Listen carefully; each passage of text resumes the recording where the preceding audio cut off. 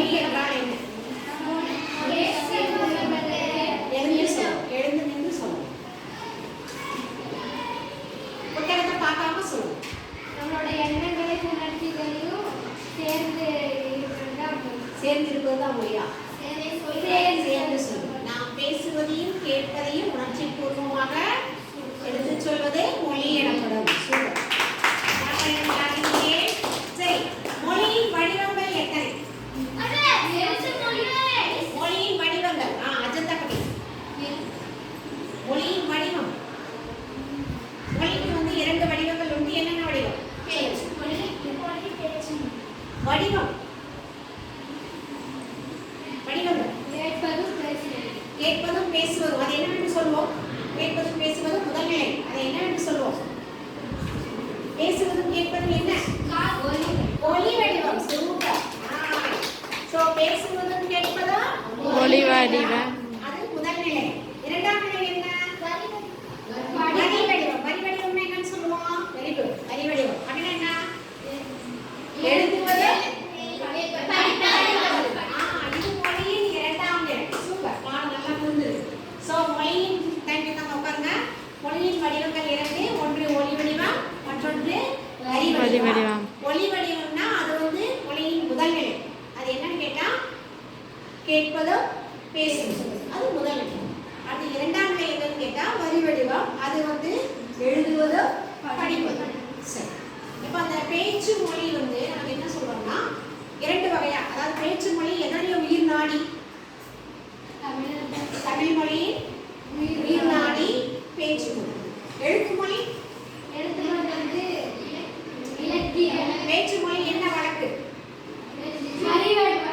பேச்சு மொழி உலக வழக்கு என்று கூறுவோம். எழுத்து மொழியை இலக்கிய வழக்கு என்று கூறுவோம். Very good. சோ வட்டார மொழி அப்படின்னா என்ன? வட்டார மொழி அதாவது நான் பேசுகிற தமிழ் மொழியே வந்து ஒவ்வொரு ஊரிலும் ஒவ்வொரு விதமாக பேசுவார் இல்லையா? ஒரு குறிப்பிட்ட வார்த்தையை ஒவ்வொரு ஊரிலும் ஒவ்வொரு வட்டாரத்திலும் ஒவ்வொரு விதமாக பேசுவார். அதுக்கு பேர் தான் வட்டார மொழி. எடுத்துக்காட்டு சொல்லுங்க பார்க்கலாம். புக்கை பார்க்கவே கூடாது. No no no close your books. Hello, வட்டார மொழிக்கு எடுத்துக்காட்டு சொல்லுங்க பார்க்கலாம். நான் காலையில சொன்னேன். நான் புக்கை பார்க்காது. எது சொல்லுங்க? சொல்லுங்க. இருக்கிறது, இருக்குது, இருக்குது, கீழே, கீழே, இருக்கு. சூப்பர். வட்டார மொழியே ஒவ்வொரு வட்டாரத்திலும் ஒரே வார்த்தையினை வேறு விதமாக சொல்லுவார்கள். அதற்கு தான் வட்டார மொழி என்று பெயர். எடுத்துக்காட்டு இருக்கிறது, இருக்கு, இருக்குது, கீழே. சூப்பர். இப்ப கிளைமொழி. பசங்க பக்கம் பதிலே வரமாட்டேங்குது. கிளைமொழிகள் அப்படின்னு கிளைமொழி. கிளைமொழி என்னத்தனா? ஒரே மொழியை பேசப்பட்ட வெவ்வேறு இடங்களில் உண்டு. ஒரே மொழியை பேசுபவர்கள் வெவ்வேறு இடங்களில் உண்டு.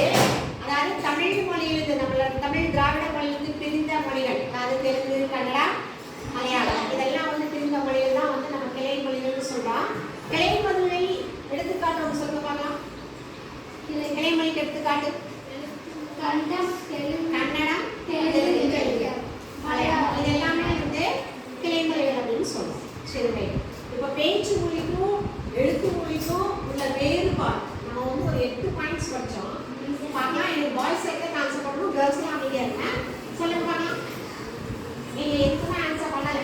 இப்போ உங்களுக்கு பாடம் புரியலையா? சொல்லுங்க. நீங்கள் யாருமே சொல்லக்கூடாதுங்க. சொல்லுங்க. பேச்சு மொழிக்கும் எழுத்து மொழிக்கும் உள்ள வேறுபாடு. ஒலி வடிவம். எது ஒலி வடிவம்? பேச்சு மொழி. எழுத்து மொழி வரி வடிவம். உலக வழக்கு, இலக்கிய வழக்கு. சூப்பர். பேச்சு மொழி உலக வழக்கு, எழுத்து மொழி இலக்கிய வழக்கு. Very good. வேற யோசி யோசி. ஹலோ, சொல்லுங்க.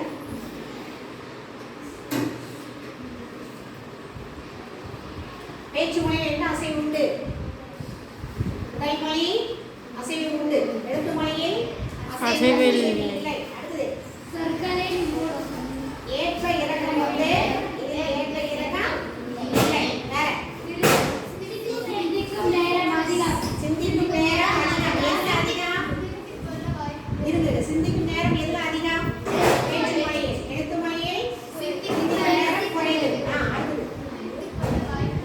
எடுத்துக்கொள்ள வாய்ப்பில்லை. எதுல? பேச்சு மொழியில. எழுத்து மொழியில எடுத்துக்கொள்ள வாய்ப்பே இல்லை. வேற வேற சொல்லி சொல்லுங்க. வேற வேற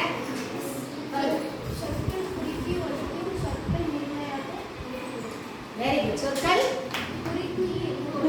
குறுகி. ஓகே. சொற்கள் முழுமையாக இருக்கும். Very good. அதாவது சொற்கள் குறுகி ஒலிக்கும், சொற்கள் முழுமையாக எழுதும் இல்லையா? ரைட். Very good.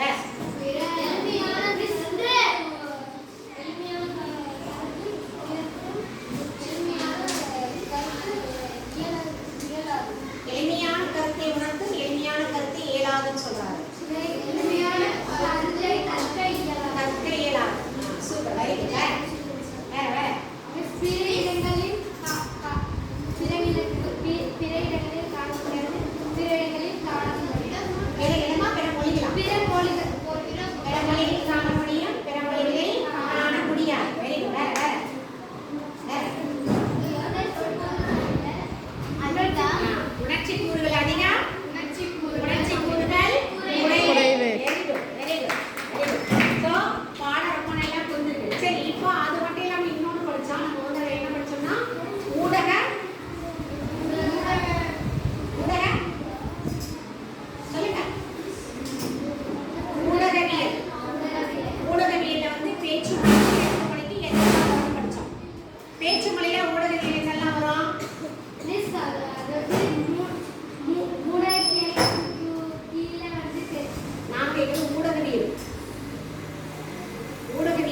பேச்சு மொழியில என்னெல்லாம் வரும், எழுத்து மொழியில என்னெல்லாம் வரும்?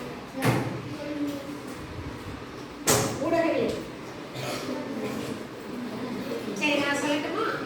சும்மா ஒரு க்ளூ கொடுக்குறேன். நம்ம கேட்போம் டெய்லியும் வீட்டில இருந்து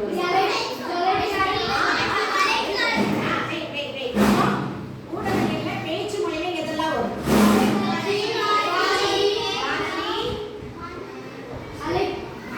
தொலைக்காட்சி, வானொலி, இன்னும் ஒண்ணு செய்தித்தாள் எதுல வரும்? அதான் வானொலி சொல்லிட்டீங்க. வானொலி, தொலைக்காட்சி, திரைப்படம். சூப்பர். சரி, அப்ப எழுத்து மொழியில என்னெல்லாம் வரும்?